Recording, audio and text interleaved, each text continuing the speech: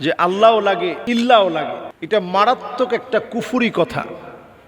আমরা অনেক সময় এমন এমন কথা বলি যেগুলোর অর্থ আমরা জানি না, কিন্তু এগুলোর কারণে কুফরি হয়।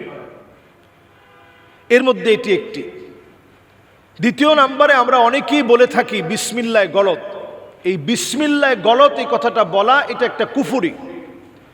এই কুফুরি কাজটা পর্যন্ত আমাদের সমাজে প্রচলিত কথায় আমরা প্রত্যেকেই হয়তো বলি যে হাইরে শুরুতেই ভুল হয়ে গেলে আমরা বলি যে হাইরে বিসমিল্লাহ গলত। এরপরে আরো একটি কুফুরি বাক্য আমরা বলি যে কষ্ট করলে কেষ্ট মিলে। কেষ্ট নামে হিন্দুদের একটা দেবতা আছে, তো আমরা এটা না বলে আমরা বলবো যে কষ্ট করলে আল্লাহ রাব্বুল আলামিন ঠিকই আমাদেরকে প্রতিদান দান করেন। এবং কোরআনুল কারীমে আল্লাহ রাব্বুল আলামিন বহুবার এই প্রতিদানের কথা বলেছেন। নি'মা আজরুল আমিলিন, যারা কষ্ট করবে তাদের প্রতিদানটা কতই না উত্তম হবে। এখানে আল্লাহ প্রতিদানের কথা বলেছেন।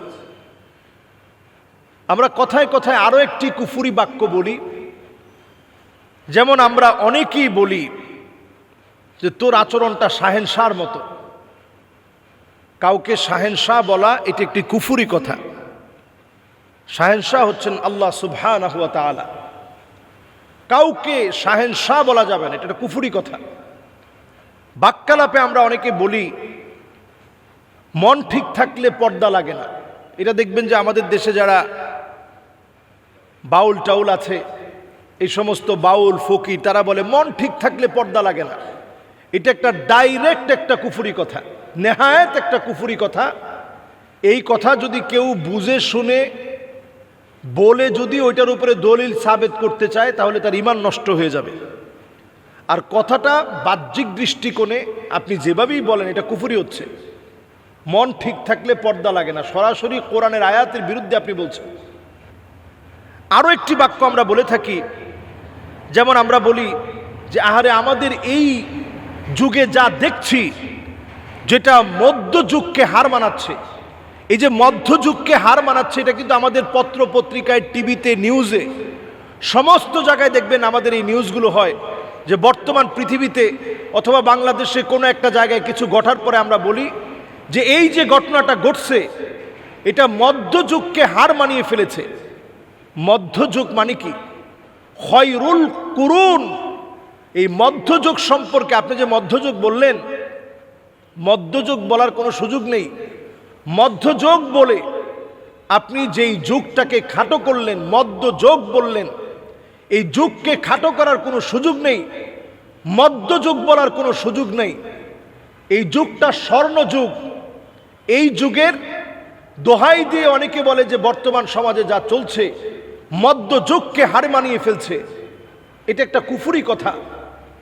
স্বর্ণযুগকে অস্বীকার করা, এই অস্বীকার করার কোনো সুযোগ নেই। আমরা কথাবার্তা বলতে গেলে অনেক সময় অনেক রকম কথা বলি। যেমন আমি বলি অনেক সময় আমরা এই কথা আমরা শুনি এবং আমরা বলে থাকি যে নামাজ না পড়লেও ঈমান ঠিক আছে। এটা আরেকটা কুফুরি কথা। নামাজ না পড়লে কোনো ব্যক্তির ঈমান ঠিক থাকতে পারে না। নামাজটা আপনার ঈমানকে আলোকিত রাখে। হাদিসের মধ্যে আসছে যখন মানুষ মারা যাবে নামাজ তখন আপনার পক্ষে দাঁড়িয়ে যাবে এবং বলবে নূরুন ওয়া বুরহানুন ওয়া নাজা। আল্লাহ এর পক্ষে আমি দাঁড়িয়ে গেলাম, আজকে তার পক্ষে আল্লাহ আমি সাক্ষী হয়ে গেলাম, তার পক্ষ থেকে আল্লাহ আমি আজকে এখানে সাক্ষী দিচ্ছি। কষ্ট করে সে নামাজে গিয়েছে, আল্লাহ আপনি মাফ করে দেন। আল্লাহ রাব্বুল আলামিন সেদিন ওই গোলামকে মাফ করে দিবে। আর যার নামাজ থাকবে না, লাইসা লাহু নূরুন ওয়ালা বুরহানুন ওয়ালা নাজা, যার নামাজ থাকবে না তার সেদিন আল্লাহর পক্ষ থেকে কোনো ছাড় থাকবে না। আল্লাহ তাআলা ঠিকই তাকে সেই মুহূর্তে পাকড়াও করবে। আল্লাহ তাআলা ঠিকই সেই মুহূর্তে তাকে ধরবে এবং ধরাটা এত কঠিন হবে। ওয়াকানা মা ফিরআউনা ওয়া হামানা ওয়া কারুনা ওয়া উবাই বিন খালাফ। ওই লোকটা দাগি আসামি জাহান্নামী হবে, কারুনের সাথে, ফেরাউনের সাথে, হামানের সাথে, উবাই বিন খালাফের মতো দাগি আসামি জাহান্নামীর সাথে। এজন্য খবরদার এই কথা আমরা না বলি যে নামাজ না পড়লেও ঈমান ঠিক আছে। আমরা আরো একটি কথা বলি, তোর মুখে ফুল চন্দন পড়ুক। এই যে তোর মুখে ফুল চন্দন পড়ুক, এটা মুসলমানদের কোনো দোয়ার স্টাইল না। তোর মুখে ফুল চন্দন পড়ুক এই জাতীয় দোয়ার স্টাইল মুসলমানদের মধ্যে নাই। মুসলমানরা দোয়া করে কেউ কারো জন্য, যেমন কেউ আপনাকে কোনো একটা কিছু দিল, আমরা দোয়া করি জাযাকাল্লাহ, আল্লাহ তোমাকে উত্তম প্রতিদান দান করুক। আমরা দোয়া করি হাইয়াকুমুল্লাহ, আল্লাহ তোমার হায়াতের ভিতরে বরকত দান করুক।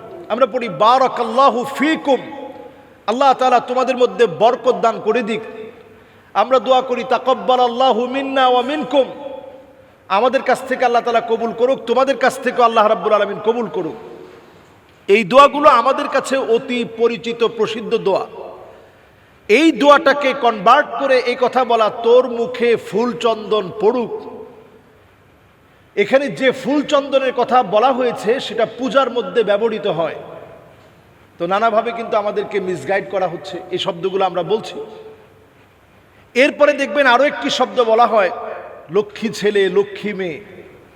এটা না বলে বরং আমরা মাশা আল্লাহ খুবই ভালো ছেলে খুবই ভালো মেয়ে বলি। আগে আমরা মাশা আল্লাহ বলি, তাবারাকাল্লাহ, দুইটা শব্দ যোগ করে দিই।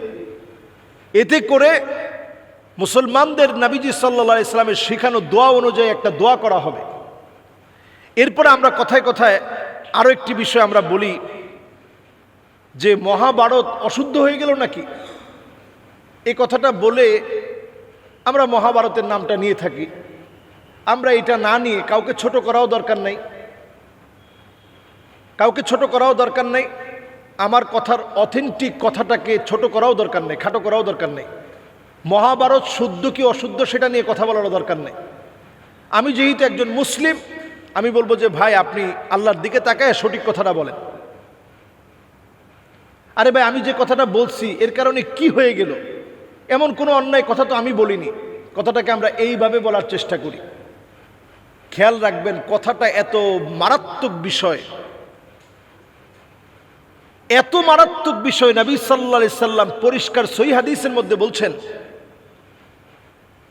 যে যা মুখে আসবে তাই যদি আপনি বলেন, আবআদু মা বাইনাল মাশরিকি ওয়াল মাগরিব, মুখে যা আসবে তাই যদি আপনি বলে ফেলেন, আপনার জায়গাটা জাহান্নামের এত অতল গহ্বরে হবে যার দূরত্ব হবে মাশরিক থেকে মাগরিব পর্যন্ত। তার মানে মুখে যা আসবে তাই আপনি বলতে পারবেন না। মা ইয়ালফিযু মিন কাউলিন ইল্লা লাদাইহি রাকিবুন আতীদ, আপনি যা বলেন এটাকে রক্ষণাবেক্ষণ করার জন্য ফেরেশতা কিন্তু নিযুক্ত আছে। এজন্য আমাদের কথার ভিতরে কোনো শিরক হচ্ছে কিনা, কুফর হচ্ছে কিনা, এটা আগে মিলিয়ে নিতে হবে, হিসাব করতে হবে। যে বাক্যগুলো বললাম এই বাক্যগুলো বলা থেকে টোটালি আমাদের বিরত থাকতে হবে। এই বাক্যালাপগুলো আমাদেরকে কথায় কথায় আমাদেরকে কুফরি করা শেখায়। সুতরাং এই বাক্যগুলো আমরা বলবো না, বলা থেকে বেঁচে থাকবো। আল্লাহ আমাদেরকে তৌফিক দান করুক।